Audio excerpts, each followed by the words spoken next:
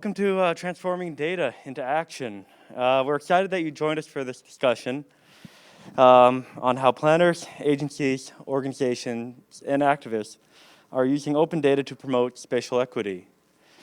Traditionally, planners and policymakers have utilized publications as a primary tool for communication and analysis, but within the last decade, technology has really become increasingly available for agencies and communities to really access and utilize data for their work.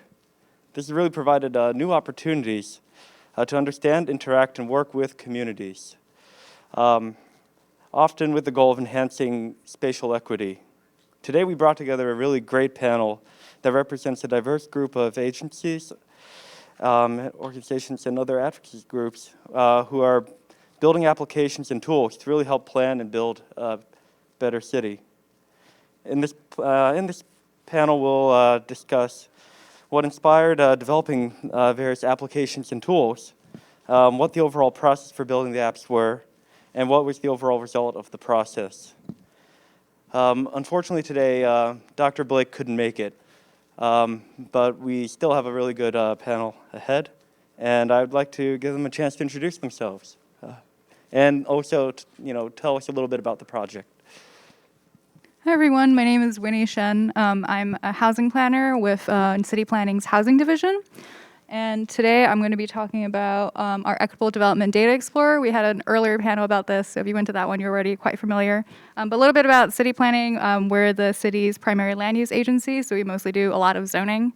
And the Equitable Development Data Explorer, as like a bit overview, is an interactive resource that equips New Yorkers with data to navigate challenging conversations about housing affordability, displacement, and racial equity in our city.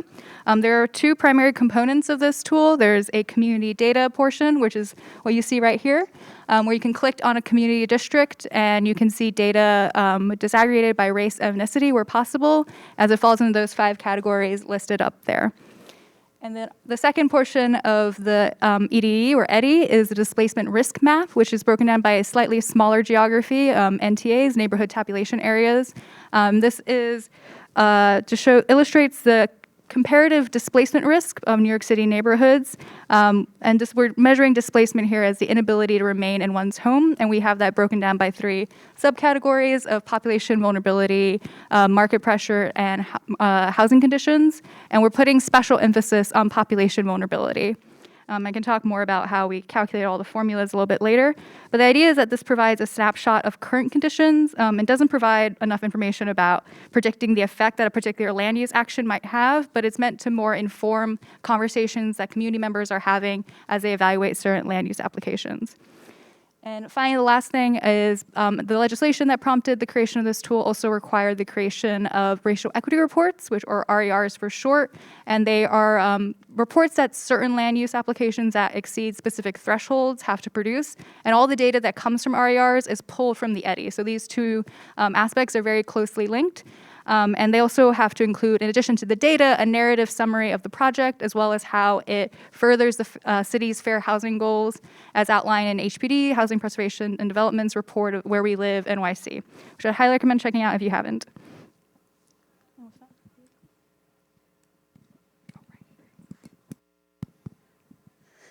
Hi everyone, I'm Sara Shoener, she, her. I'm the director of a project called Equity NYC, which sits inside the Mayor's Office for Economic Opportunity. And I'm here today to talk about the Equity NYC data tool, which is a digital product that has come out of the social indicators and equity report that we've been producing for quite a while inside city government. And just to sort of be able to locate our conversation as we talk over the next hour, we have a portion of the Equity NYC report, which is called Mapping Equity, which is specifically a geographic distribution of about 50 or so data sets that come across city government. And it looks a little bit like this, and it includes a range of equity outcomes, so measures of population well-being, whether it's air quality or high school graduation rates, things like that. In addition to that, we have about 50 city service metrics in there, which is just where city services are located, who's receiving those services, and then also city service locations, so actual point data of things like firehouses and libraries. And one of the major things that we'll be talking about today is that a big piece of the functionality of this tool is the ability to overlay data sets on top of one another, because one of the primary audiences for this tool is decision makers and planners inside city government. And we use this tool in a couple of different ways, but mostly it's to measure two things. One, equity. So are we investing in the city according to where there is need? And so you can see in this picture, what we've got on the green shading underneath is our unemployment rates by community district. And then the overlaying data set is our Workforce One placement promotion recipients. And so we get a very quick glance as to where people are receiving services versus where we might see a disproportionate need for those services. And then second, measuring justice. So how are we accounting for the historic patterns of inequitable investment over the past decades, centuries? And so you see in this map here, we've got the green underlying is the childhood poverty rates by community district. And then on top of that, we have the measures, the distribution of our It's Our Money participants, which are part of the citywide participatory budgeting project. And so getting to take a look at how current projects that try to increase engagement are doing in comparison to where there has been historic disengagement.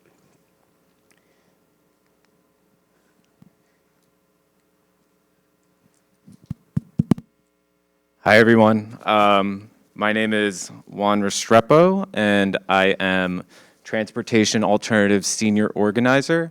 Today, I'm going to be talking about our project that we did with MIT. It is a public data resource called Spatial Equity NYC, and the idea behind it is to provide a space for different stakeholders in communities and decision makers to find out what are the key metrics that produce valuable public spaces and a good quality of life, and actually create a competitive element in seeing how our city is designed so that people can better understand how their districts are performing on key metrics. There's a lot of data out there in New York City, and there are so many different maps that one can engage for one single metric. It could be for tree coverage. It could be for the existence of crashes in a specific corridor and how dangerous that community is for traffic violence. And we wanted to create something that would help people understand at a eagle's eye glance all of these different metrics for a specific community district. And there are many that we can highlight through our portal, including tree coverage, asthma rates, bike and bus infrastructure, and all of these different metrics are forming what we would like to see in a community that is thriving. As a nonprofit advocacy group, we definitely are looking towards this information in a very transparent and accountable way, but also we want to some degree, shape the conversation about our streets and about our communities to ensure that these communities can thrive.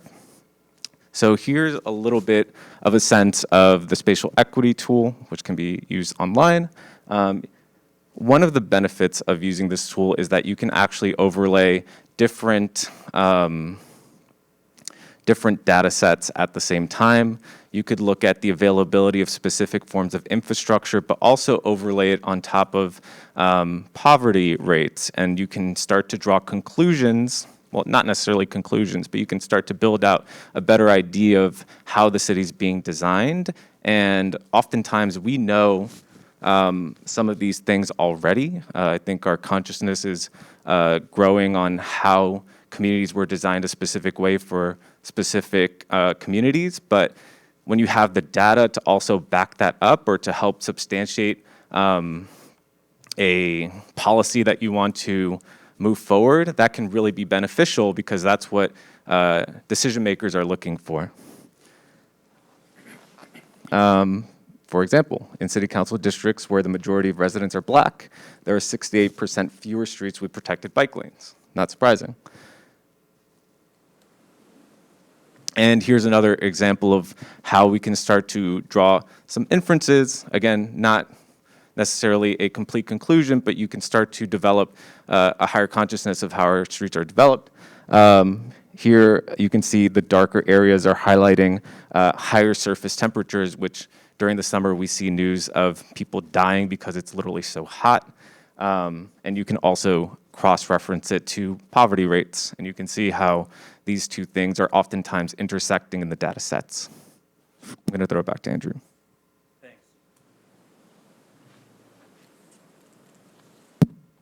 Thanks. Oh, no, I don't. Just head to the next one. Oh. So this is the portion where we're just going to have a, free-form discussion pretty much about the process. And it's really incredible the work all three of you are doing. And I guess the first real question I'd like to kick this off with is to Sara. What really made you want to build this tool? What was that kind of the inspiration for it?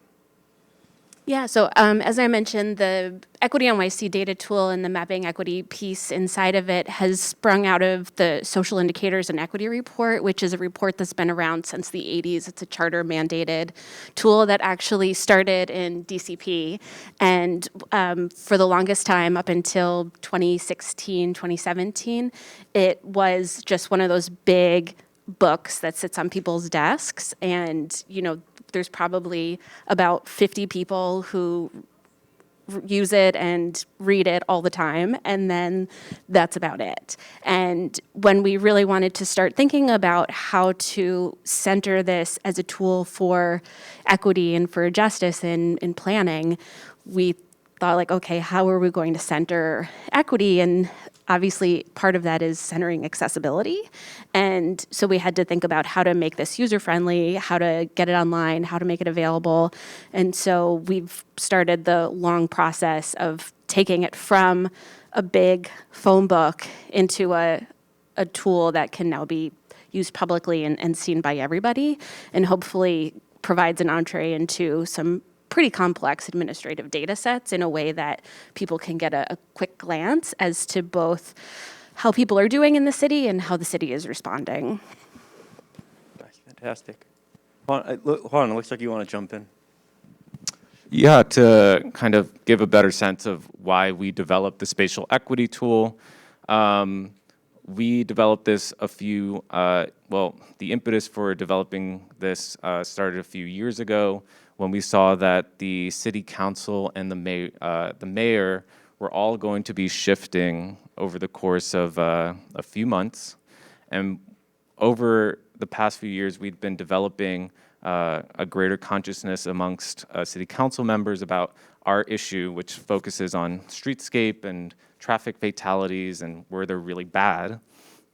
And we knew that we're going to need to teach a whole new slew of elected officials about our issue, about how pernicious of an issue it is. And one of the best ways of doing that is through great data, but also like contextualizing that data in an easy way for people. So there's this really good story that Philip, one of our research director, likes to tell, which is that we went to a meeting with a city council member, someone who's very supportive of really doing a lot of the things that we want to do.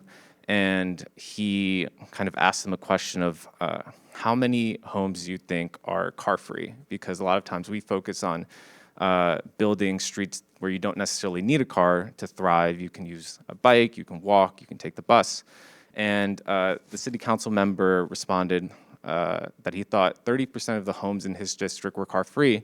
Philip responded they're actually 70%. And that's a big disparity if someone is like really supportive of our issues, but they think our issue is not so widely felt in the community, because that's going to influence policy. So we wanted to make sure that there was a tool where elected officials could easily go on and understand their district in a way that they didn't before, and that they could get correct data provided by the city. And a lot of times, they don't even know where to go to get this. So we wanted to make it really easy for a decision maker or also just a community member to be able to go into spaces and say, I know what my district is like, And that was a really big impetus for creating the spatial equity tool. And there are so many different data sets that we're including in there, and we can kind of go into them, but that's just one example of how oftentimes we just don't know how good or how bad our district is, and we need the tools to be able to figure that out. No, that's fantastic. Winnie, do you have anything to add in terms of these stories, or? I guess just really quickly, obviously, our tool is a little different because it was legislatively required for us to build it. But there was background work that went into it before the legislation was even passed. Like DCP and HPD were working and talking to other cities and just seeing what they've been doing around displacement risk prior to even the legislation being written. So it was like a conversation our agencies were having already internally about what that might look like theoretically before, we were actually forced to put pen to paper, so to speak. And also I want to highlight that this legislation was passed because of a lot of like organizing work done by the Racial Impact Study Coalition, RISC, which is like a coalition of really involved housing groups. Some of them are in the room today, maybe ANHD, MSA, and like RPA, like these groups that are really involved around like how rezonings have been affecting different communities. So I want to say like there's definitely advocacy role being pushed to like actually get agencies to do this and actually get some tools released. So I want to just highlight like this public-private partnership. Absolutely, in terms of like really building that type of support that you need to really start the project. And that what really goes into that is like you need a really strong champion as well to really get the project moving. But also, were there any examples of needing like a catalyst to really help that champion start this project? Yeah, go. I'm happy to jump. So what ended up actually being a catalyst for us too, we have an executive order that got put in place in 2019 that I think was incredibly critical for us to be doing our work, because what sits inside of the mapping equity tool is data from, I'm constantly blown away by the fact that there are, depending on how you count, about 100 different agencies in the city, from the Department of Health to the Department of Education to the Department of Transportation, and to be able to get data sets from all of those agencies that speak most critically to how the city is investing and responding to disparities is a massive amount of work. And so we needed a piece of legislation to come in, and now every year our whole team calls up every agency and talks about the data that they're giving to us, talks about the types of the distribution that they're giving us, the disaggregation that they're giving us, looking at the disparities that sit inside their data sets and what they think is sitting at the root cause of that, and what we might be able to do to address some of those root causes of the disparities in their data sets. And I don't think any of that would have happened without a really strong piece of legislation. And so, which also came from an incredible amount of advocacy work. Can I jump in? Huh? Yeah, go for it. And I think more so from the nonprofit advocacy lens, I kind of mentioned that there was like a choice point for us where we saw a new city council coming in, but we also felt that the way that people were talking about our issue had changed. Transportation Alternatives was predominantly a bike organization for a long time, and we saw the need to shift towards thinking about the public realm and how it's utilized. We see hurricanes that are devastating communities, and that can all be tracked to how we are building our streets and how we're paving over porous surfaces. And that's like one of the key examples that people are really thinking about, of how when we build our streets a specific way, that's going to impact people's livelihoods. And sometimes the biking lens doesn't quite hit every single group the same way. So we wanted to make something that could help us talk to more constituencies and help us make our viewpoints and our lens a little bit wider so that more people could resonate with what we're trying to say. Doesn't mean that we don't talk about biking as much, but we just have a broader vocabulary to talk about these issues, because we can point to a data tool that we've created and we can say biking is all related to sustainability, is related to climate change, but look at how our streets themselves can be benefiting so many other important amenities that people need. So then using that new framework, we created a new advocacy message called 25 by 25, where we started talking about how we need to develop human-centered streets instead of ones that prioritize cars and driving, because we've seen that building streets that emphasize the use of cars is negatively impacting people.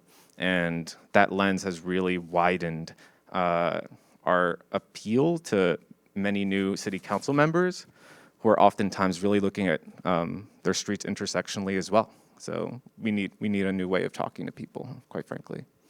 Fantastic. We're going to go into our next section right now. If we don't go through everything, we're going to run out of time. But anyway, the great thing about having so many different types of applications, but also people from different organizations here, is that there must have been a different process in terms of how you were able to actually build and engineer these different tools. Actually, Juan, do you want to kind of kick us off in what the development process was like? Yes, I'm happy to, Andrew. So I mentioned before that we did this jointly with MIT, which is a really interesting process. They bring in the academic and the know-how of developing a database, and they have a lot of great people involved in the project. We bring in like a focus and oftentimes like some support as well. And I think when we were developing this and when we were in conversations with MIT, our main focus was ensuring that, one, we would be using the most accurate data possible. So that is city-driven data. When you use the Spatial Equity tool, you're going to see tons of links and other ways where you can go from the tool itself into actual city links and city databases. And then two, we wanted to make it very transparent for people to access that data. So that's why we have so many different layers that are easily accessible. Great. Sara. Sure. Yeah. So the mapping equity tool took a couple of different steps before we finally figured out our footing and how to do it correctly. We've got a team of about 10 that work on this inside the city that spans across data scientists, product managers, policy experts, project managers, folks like me, all trying to put our heads together and think about how do we take all of these really, really complex administrative data sets and put them into a picture of both, one, how people are doing, and two, how the city is showing up. And so what we originally did was we worked with an outside vendor called Blenderbox, if anybody's familiar. And they were the ones that built the back end of the site for us. We went through multiple rounds of user testing. We were actually slated to launch a year before we actually did. And the first time that we built the site and started, we put it through about a month of user testing. And at the end of it, it just became very clear that people walked away with more questions than clarity. And so we scrapped the whole thing, launched the rest of the site, and then came back to focus on mapping equity by itself in a separate year, because we realized what an undertaking it was to do this in a way that just like a typical New York resident would be able to understand all of this data, and that we were able to have all of these data sets be interoperable, particularly when agencies often don't use the same categories of disaggregation in all of their record keeping, because these are administrative data sets, these aren't research data sets. So it ended up taking about an additional year of working in-house with all of our product managers and data scientists, in addition to using third-party vendors, before we could launch the whole thing. And now it's been up for about a year and a half, and we've been slowly iterating and building out new functionality as we go, adding new district boundaries on top of it, adding, all of the different transit lines, being able to overlay other types of data, like from the census and from other like academic sources that we think are most important for people to be able to put everything into context. And so now it's just evolving over time as we're seeing where the big questions are. Winnie, did you have a similar experience? Not a similar experience. We had a very time-bounded requirement to get the tool up and launched. And I think, well, one thing is DCP, we were able to build it entirely in-house. We're very lucky to have a very robust data engineering team that can process all the data, and like an open source engineering team that does all the front-end development. So that was one thing we were very fortunate with. However, the legislation passed June of 2021, Local Law 78, and then it required us to have this tool up and running by April of 2022. So in less than a year, we needed a fully functional interactive website.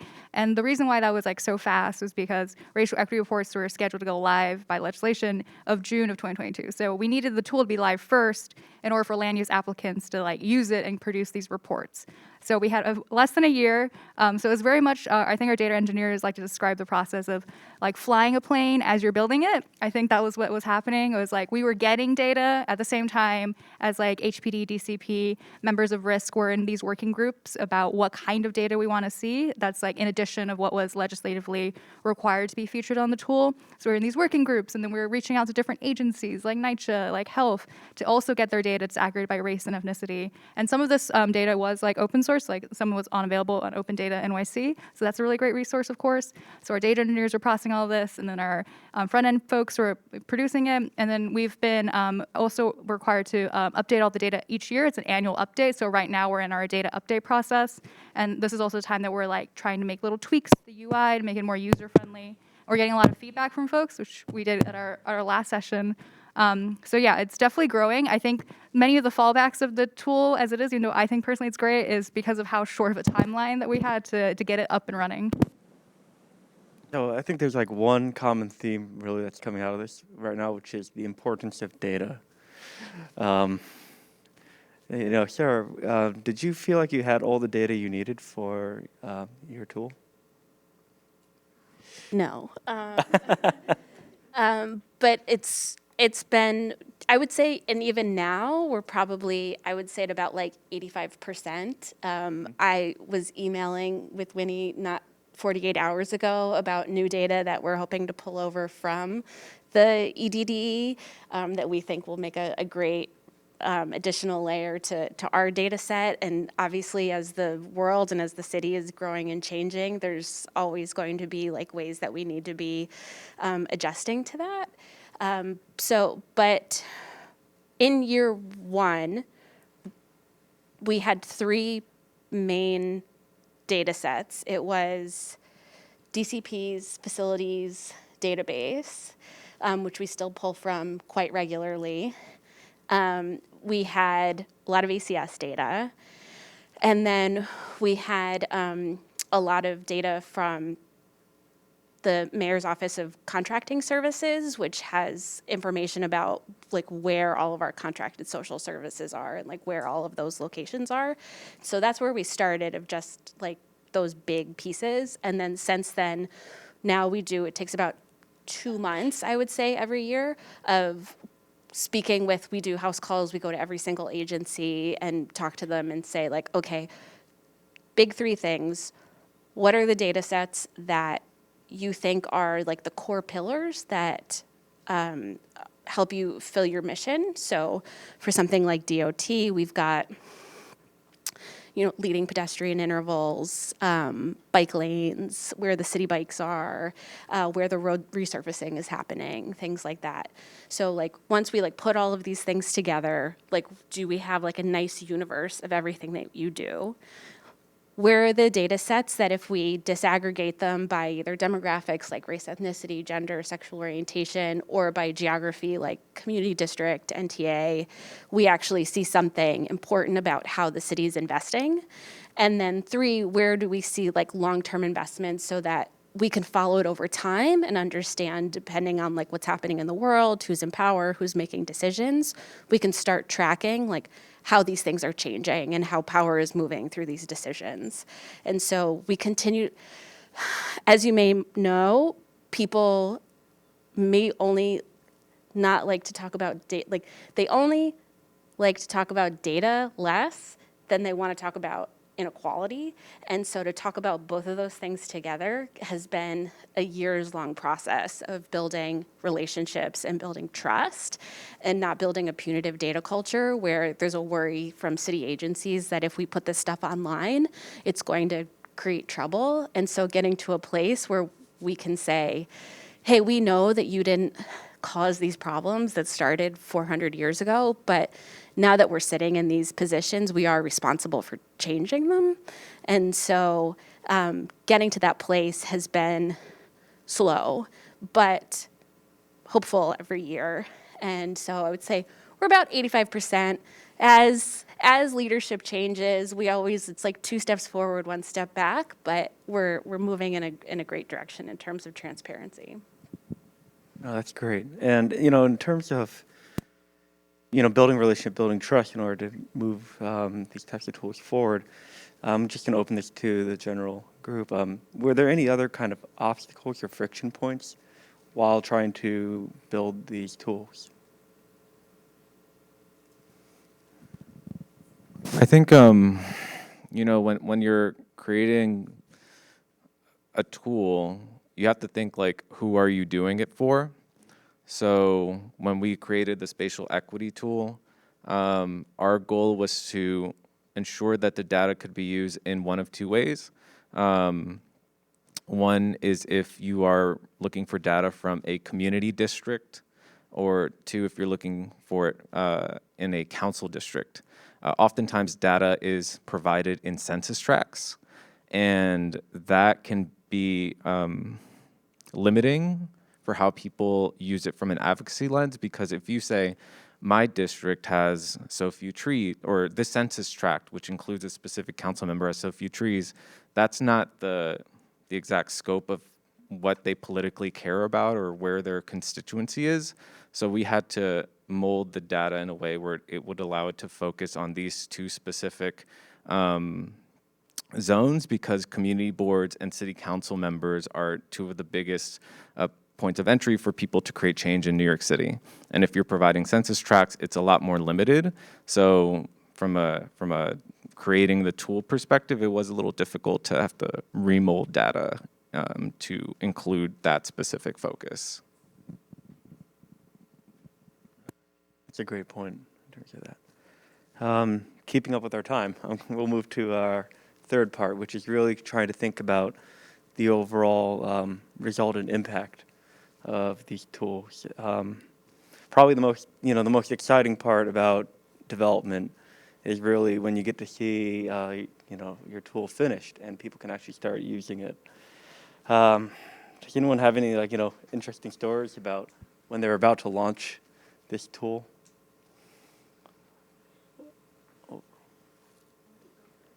Yeah.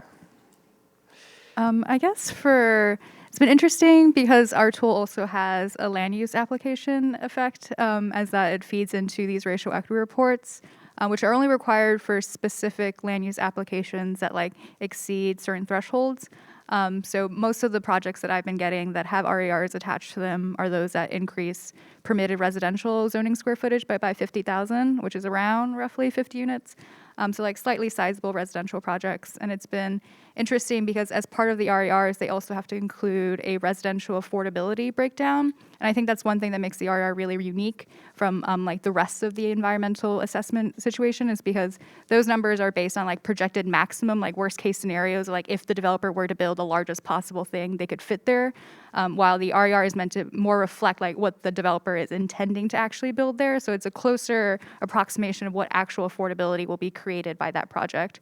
So I think that's been really interesting, and that I think created the most discussion. So right now, because of how new of a requirement it is, just launched this past June, I think the most feedback we've gotten as at the commission level, the CPC, has been really looking at those tables and offering interesting feedback about, okay, this affordable housing development, and then looking at the market rate rents and seeing how those numbers are sort of comparable. So that's been interesting, and we're really excited to see what the rest of the participants at ULURP process, the community board, other community members in general, or what they're going to say to the RER. And I think they're going to naturally also go to the EDE, of course, and double check those numbers and see what other stories they can tell. So I think it's still very early on, but I think there's a lot of exciting stories that are going to come from the tool. Fantastic. I think one of the most gratifying pieces of working on this project is really now being a part of all of the discussions that are happening inside city agencies as a result of seeing their data displayed geographically. I won't name names, but we had an agency that just came to us the other day, and because they had seen some of their data in some of these maps, and reached out and said, hey, this stuff looks really bad. Can we like talk to you about like what it means? Like this doesn't seem right. And like, where are you getting this data? And I said, oh, we're getting it from your colleagues. This is your data. And we like walked through and showed them that like, yes, indeed, this wasn't erroneous, that this was in fact showing like pretty egregious disparities in the way their investments were being distributed across the city. And over the course of an hour of like really talking this through and sort of, it's a lot of having conversations about remembering why we're doing this work, remembering that, we're here to be investing in the public good, and just to like, it can be really scary to see this stuff at first because it's bad, and then remembering like this is exactly why we're here, and this is our chance to actually like make different kinds of choices to like slowly turn that ship.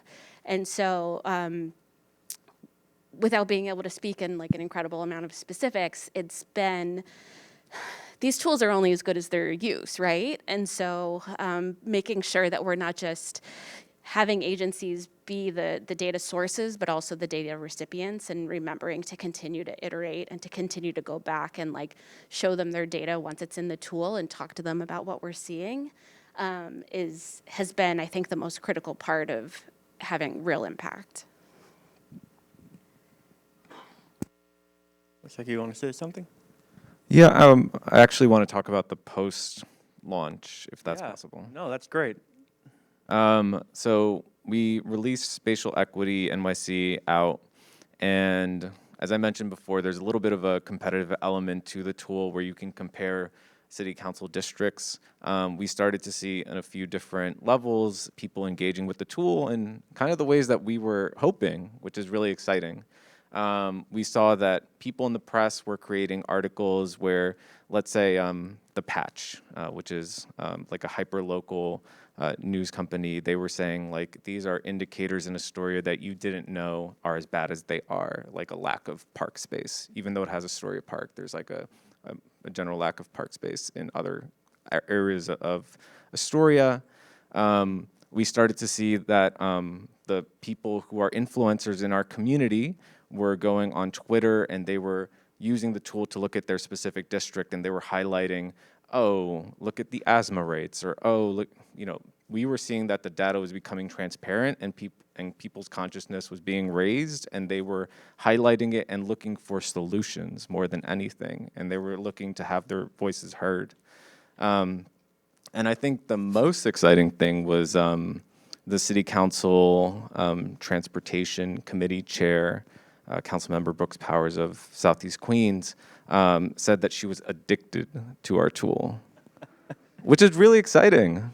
That's really, really exciting. That's a very powerful person, influential in our space, who is using our tool, and she is seeing her district, how it needs improvements in a variety of different metrics. That is someone with the influence to share our tool. And I'll just let it keep going. No, it's great when I see your the work sign. goes viral. Overall, I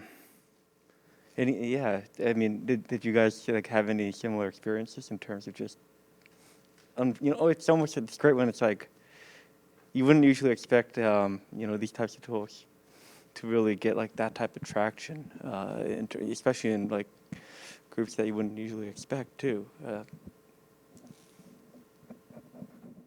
haven't gone Twitter famous yet, but okay. I'm waiting for it. Well, I guess, did overall, did things really turn out the way you expected it to?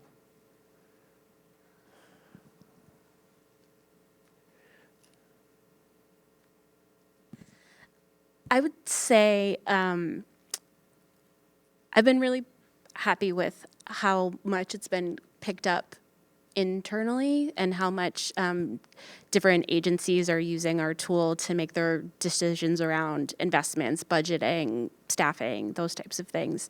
Where we haven't seen as much of a pickup is outside of city government. We look at all of our Google Analytics and everything, and we're not seeing the same kind of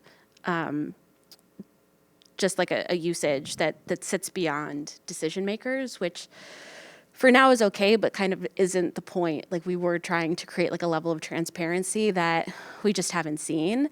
And so I think that a lot of what this year is going to be is making sure that we get out from behind our desks and we're actually like out into the world, which as a lifelong bureaucrat and data scientist is like not my strong suit on like either realm.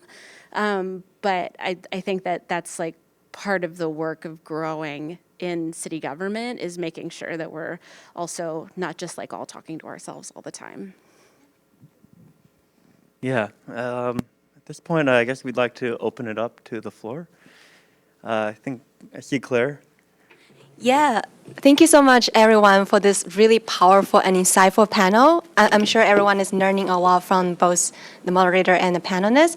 I just want to first give a shout out and then ask a quick question. I want to give a quick shout out to American Planning Association Tech Committee. Our wonderful moderator here, Andrew, is the co-chair of the Tech Committee. So Savannah sitting next to me and myself. So if you're interested in contents like this about using technology and data for equity, come find us. That's the shout out. Hi, everyone.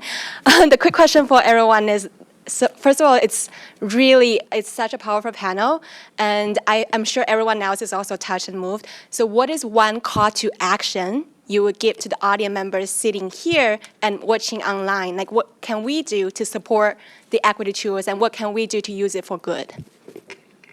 I can start us off. I would recommend really using the tool. So it's that if you just Google Equitable Development Data Explorer, it'll come up.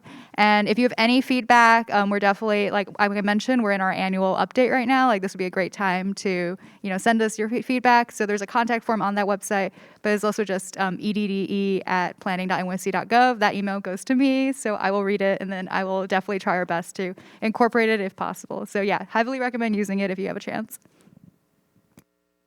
I'm going to echo Winnie, and I'm just going to say use our tool. We really make it in a way where you can look at your specific district and learn a lot more about your community and the place that you live. And you can also use that information to demand change. So that's spatialequity.nyc, and you can learn more about transportation alternatives at transalt.org, and we'll help you take some of the things that you learn and turn it into positive change for the community. Yeah, it's not anything different, but I would say at the end of the day, what we're looking for is accountability here. And so going and looking at it's equity.nyc.gov and really taking a look at the issues that you care about most, seeing how we're doing as a city, talking about it publicly, talk with your friends, talk with the internet, talk with people in power about where we're falling short, where you think we're doing all right. And also, if there are ways that we could be improving our tool, we also have a contact form, equity@cityhall.nyc.gov. And we're always looking for ways to be able to make this more usable and more accessible for folks.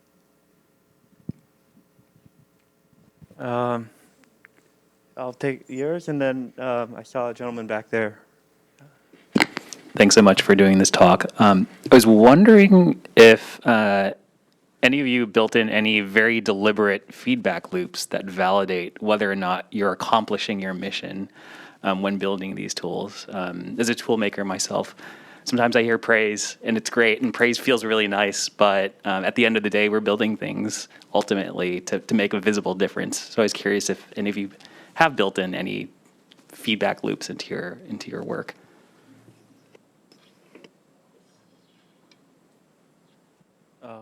Anyone want to take that? Yeah, we have a report card for the spatial equity tool that you can find on our website under the report section. And I think we're also very responsive to pushing the city's Department of Transportation to create the change that we want to see on our streetscape. And that's sort of an indirect tool that we can use to evaluate our tools. Sort of at the end of the day, our goal is to push others to do things using the tool. So if we're doing that, then that's another form of evaluation for it. I believe you had a question. So I guess my question is kind of building off the first one about how like how to support the work you guys are doing. And I know one response was to like use the tool and particularly like use it to advocate for change. I guess this might be more of a general question, but as someone who's not super familiar with how New York City politics works, I know there's like community boards. Like when you say that, is it as simple as going up to your community board and saying, hey, I noticed in the Spatial Equity Explorer that we have a really low per capita like amount of parks. Is that something like, I guess like, is that something that actually gets change done? Is that something that an individual person can do? Should you recommend joining organizations? It's a very broad question, but any insight you have would be greatly appreciated. Yeah. It's a really great question, and it lets me pitch, so thank you. So our organization is a nonprofit advocacy org, but there are many that exist in different issue areas. Obviously, we focus more on transportation. We have a system of volunteer organizing for every borough that you can learn more about, and I'm happy to talk with you after this. But to more broadly answer for everybody, you know, every time that you email your elected officials who represent you and you say that some issue is important to you and maybe add the context that you learn from our tool, that is like a little tick check that makes them care about that issue a little bit more. So it's kind of like when they say every vote counts, but at a greater scale, because our city council members don't operate at the same level as like a national level election. Like these individual reach out opportunities actually have a really great impact more often than not. So I guess to answer your question, one is like find a community where you can get involved and you can share the data that you're learning, and you can get put into many more spaces to utilize it. And two, like, yeah, definitely reach out to your elected officials and let them know about the issues that you care about and the data that you're using to talk about it. Anyone else want to add? Really quickly, from a land use perspective, all of the land use applications that get sent to DCP also have public hearings that are all published on our website. There's a calendar, so you can like totally like look at EDE for some cool data points to bring up at those public hearings to like tell the commissioners. But also like relatedly, like I want to echo the importance of like being connected to organizations. Would definitely recommend checking out whatever issue areas that you're interested in. But yeah, just from a land use perspective, like we got public hearings. We also have some info sessions coming up because we are working on some citywide text amendments affecting zoning in different areas. We got one like this Monday, I believe. So definitely check out, you know, calendars for events that agencies are holding. We definitely want members of the community to participate and share their feedback. I believe I saw a question back there. Hi, thank you, panel. I just want to add, as a community board member former, you could also go to the community board, introduce a letter of support with your nonprofit or group or resolution, have that passed, and that gets sent to the city council member, borough president, who will appoint the community board member. So that's a very, very good way to try to get the ear of politicians. My question is, in terms, you talked about administrative data sets and how they all differed. It came up in another panel about standardization. Are there any recommendations that you have that Blender Box came up with? Do you think there should be an investigation at the committee level in city council and then some legislative proposals to get this done? What are your recommendations? Yeah, it's a great question, and it's something that we struggle with all the time, and I think we have to, particularly as it relates to the standardization of demographic categories. Based on whether you're in the Department of Health or NYPD, the level of disaggregation that you need around people's experiences, identities, where they live is going to be really different. And so having everything be completely standardized is not what we're looking for. And in a lot of ways, sometimes the level of granularity is really important to be able to get contextualized information. Sometimes it can be unsafe. Like, we are still the capital S state, and we, want to make sure that like we're only taking in as much information as we need to be taking in to be doing good work for residents. And so what we recommend is at least to be able to have everybody's data categories roll up to a set of standardized categories. And so for a while, there was a lot of mismatch in how folks were doing categorization across different identities, whether it was gender, whether it was race, ethnicity, and just making sure that at the end of the day, like even if people were disaggregating into further granular categories, they were like rolling up to the same ones so that we could start overlaying them on top of one another. But what that looks like at the highest level continues to change. Some of you might be familiar with the fact that at the federal level, the OMB is now rethinking some of its like racial and ethnic categories. And they're also rethinking how they're going to collect that data. They're going to collapse the race and ethnicity categories. They're adding Middle Eastern, North African. There's a couple of other things. And so making sure that we're not only like staying lined up with that, but we're also staying a step ahead of it, because as New York, we're the best city in the country anyway, and so we should be doing better than what the federal mandate is. And so every year we have a citywide demographic data working group that has representatives from about 10 different agencies, and we're constantly talking about what the standard is that we want to set for everybody, and how to make sure that everybody can meet those standards at the same time. So we've got a really, civil servants are the coolest, and there's a lot of them that are like really trying hard to like make it work. And so I actually worry a little bit about legislative mandates because they're not nimble. They fail to take in a lot of the detail that sits at the implementation level. And so we see a lot of unintended consequences that come out of that kind of legislation. But that's not to say that when we're not moving as quickly as we should be, or as courageously as we should be, that it's not the right move. I believe I saw a question over there.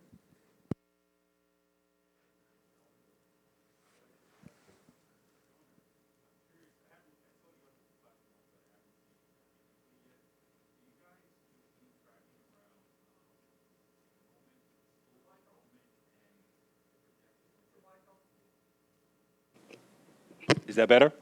Okay. Do you guys do any work around monitoring school enrollment and the trends on where things may look like 5 years from now, 3 years from now, if things keep going the way they are now on your platform? We don't do any prediction. We only do reporting of the past year. And so right now we've got trend data that goes back probably about 15 years or so, that starts from like kind of third grade levels of like math, ELA, absentee, that kind of stuff, up through high school graduation, and then into college readiness and like college graduation rates. And that cuts across all sorts of different demographic categories. We also cut it with race, ethnicity, and gender at the same time. And then we have a bunch of stuff mapped. And so you can see the trends. And it's one of the data sets that we point to a lot, because most of the time when we think about success at the city level, we think in aggregate. Are high school graduation rates going up and down? Are incarceration rates going up and down? And while that gives us like one set of understanding of how we're doing, once you disaggregate, it tells a completely different story, and that's where we're not seeing success. And so we hope that being able to continue to show that even though things are moving generally in the right direction, those disparities are not going away, and in some ways getting a lot worse. We hope that we can continue to point to that as a way to be held to account. So I think we have like less than 5 minutes left. I'd like to kind of close this with one last question. And that is, if you had one piece of advice to give to anyone here that's starting the process that you guys went through, what would it be?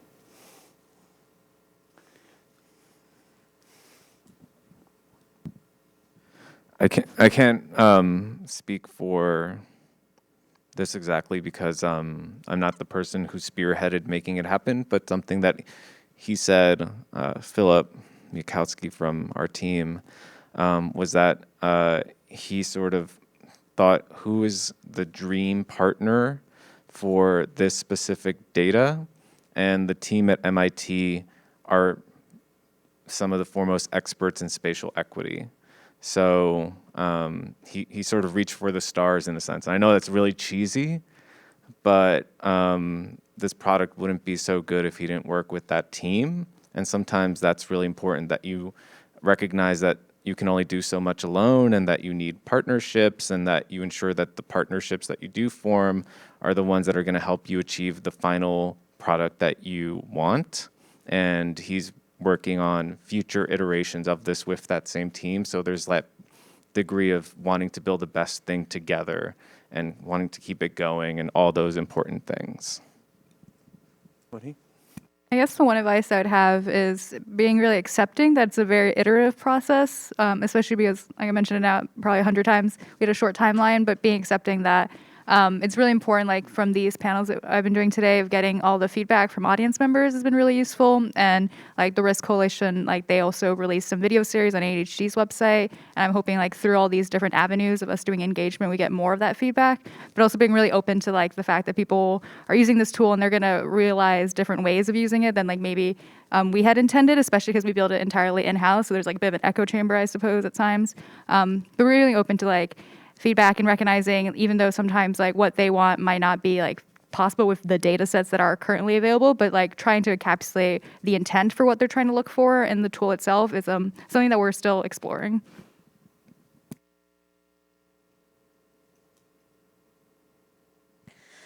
I think going into this, I really underestimated the power of relationships and trust building and getting the data that we needed to be able to do the work well. We spent the first 3 years just trying really hard to describe things as accurately and as comprehensively as possible. And that required just an incredible amount of relationship building, and it has continued to be that way over time, and being able to figure out the best uses for it. And, you know, in a lot of ways, I went into data and I went into government because I like to do most of my conversations with a machine, and so making sure that I was cutting against that instinct and talking with the folks that I intended to be able to use it was really important. Well, thank you guys so much. This has been a fantastic panel, fantastic discussion.